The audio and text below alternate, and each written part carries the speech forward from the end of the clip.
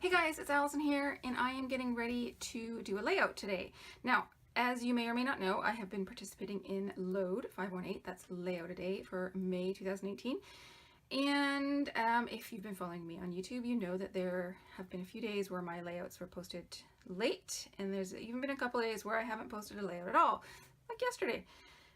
Yeah, I'm not really sure what's going on. I'm not in the groove, I guess, for this month. And it's been busy. There's a lot going on this month, but yeah, I don't know. I'm not totally feeling it.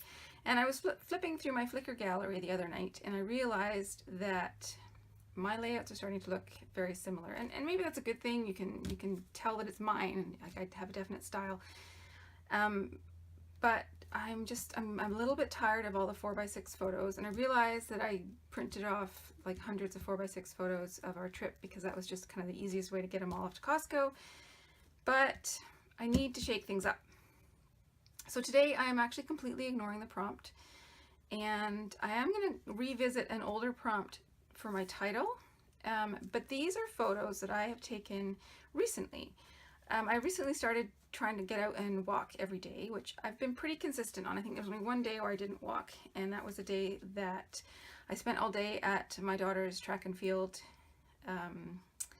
big event, and I was just really tired, so I just decided not to walk, and I made my step goal anyways, so it wasn't like I wasn't getting exercise. But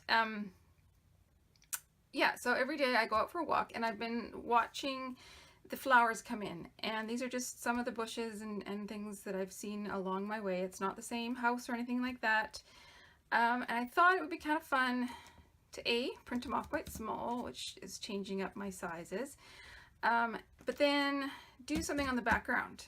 So I've actually pulled out a whole bunch of sort of flowery, flourishy, there's some, they're more doily-ish, I suppose, stamps. These are from my old Stampin' Up! Days. Oh, that one's upside down. And then I have this stamp set, which is a more recent, from Simon Says Stamp Card Kit, and it's just got a couple of little flowers that I feel like I can dot about. So I want to create a background of flowers. I've even pulled out a bunch of sticker sheets where I could pull off some of the flower images on here to layer. These are two, sorry, didn't mean to pull that one out, two basic gray, older basic gray ones that I could maybe work in. They've got some of the pinks, and then this green might be quite nice. And then this one, I ripped the tree, but I sort of feel like maybe I could tuck that in somewhere. So I've kept that out as well. Okay. So because I have like zero clue how this is going to go, I'm not even going to attempt to talk over this. I'm going to stick this on fast forward and commentate the good, the bad, and the ugly after the fact. All right, so let's get started. All right, so before I cut anything, I am going to work on my background. So I've just shoved everything off to the side, and I'm pulling out my largest stamp first, which is this big flourishy shape. And it's got a few little flowers on it, but I'm really mostly wanting it for the sort of vines and trailing sort of look, I guess. And I have a whole lot of these little cubes from Simon Says Stamp of their hybrid inks that I've gotten in various kits over the years. So I am just using a bunch of those, and the big flourish goes down in green. And then I'm just working basically from big to small. So my next stamp is a big flower shape. And I've used the red, it's called watermelon, I believe. And then I pull out one of the more doily-ish flowers and stamp that in purple. And I'm just continuing to work from big to small. I'm not mirroring the two sort of images that I'm creating, but I am conscious of creating it basically from top left to bottom right, but I do want to concentrate things in the center there. I know my photos are going to be on the center, so I know that they're going to cover a lot of this, but it's important to have it as full as possible so that when I start layering things on top of it, it maintains the texture and the dimension, and everything just adds to it, so it doesn't look skimpy basically. So I'm just switching up my ink color every time, and I'm starting to fill in some of the little gaps with some smaller stamps. And I've basically used all the hybrid inks, except there's one where I'm using the Distress ink, and then one where I've used the Delicata ink. So that one actually takes a little bit longer to dry. I am quite conscious of that. I pulled my photos in there just to sort of get an idea of where they were going to be placed, so that I knew I wanted to add a few more little leaf shapes, so I knew that if I'd actually see them or not, and where to place them basically. Okay, so now I am cutting my photos down so they're all individual prints. They're not together on the one sheet. And then I'm going to cut my branding strip off so I know that I have a 12 by 12 canvas right there. And then I decide, before I get my photos on there, that I really wanted a little bit more texture on the background, so I add some gold mist, and then I put that all aside to dry. I know the mist needs to dry, and then that Delicata ink also needs to dry a little bit as well. So I figure, rather than risk smudging things, I'll just put it all the way off to one side, and I'll sort of work on my photo block. Now I've matted this just on a scrap from my scrap bin. It was actually one of the Gossamer Blue papers that I have been sort of pulling out and trying to use on the layouts over the last few days. So it's red on one side, and then it has this sort of navy and white herringbone design on the back, which gives a subtle pattern behind the photos, but it's not overpowering. And now I'm just pulling off stickers. I've pulled off all the flowers basically from that basic gray sticker sheet.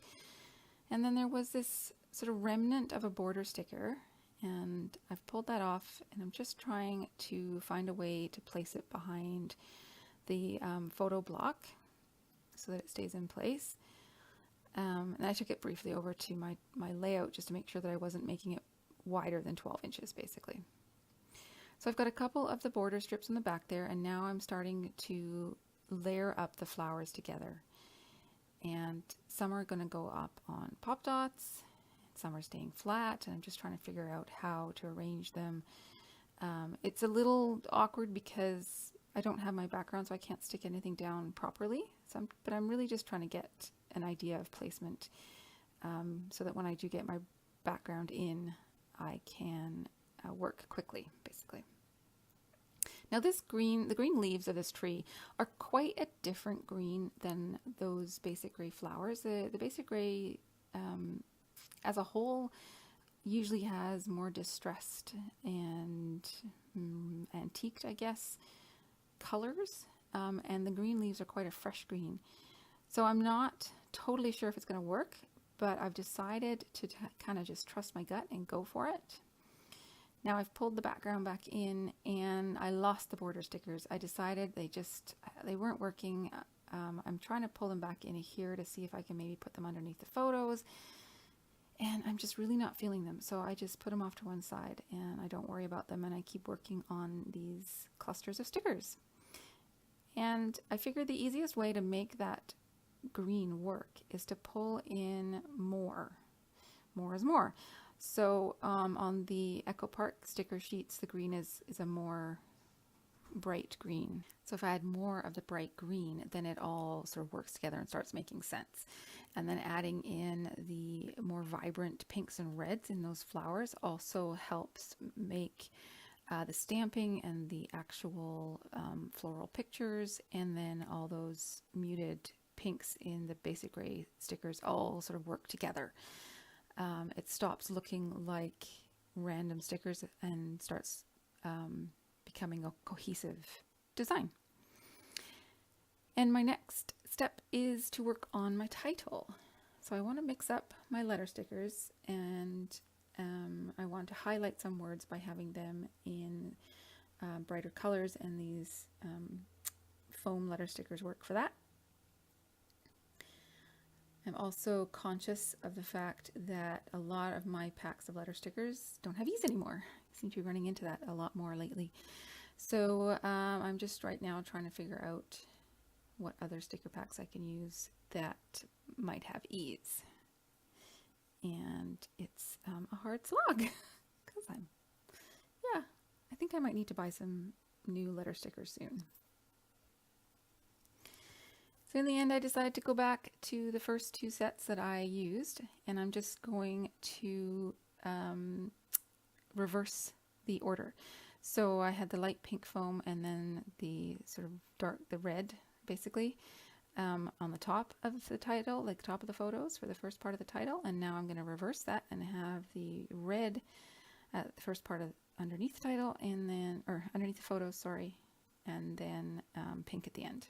And I've got enough letters, I think, in these teal Simple Stories stickers to spell out the words I need to in the middle. However, I get to the end of the word small and I realize I have no L's. What I thought were L's were actually I's. So I take a couple of J's and I trim off the curved bits, and it works just as good. I figure I probably am not very likely to use J's at any time soon.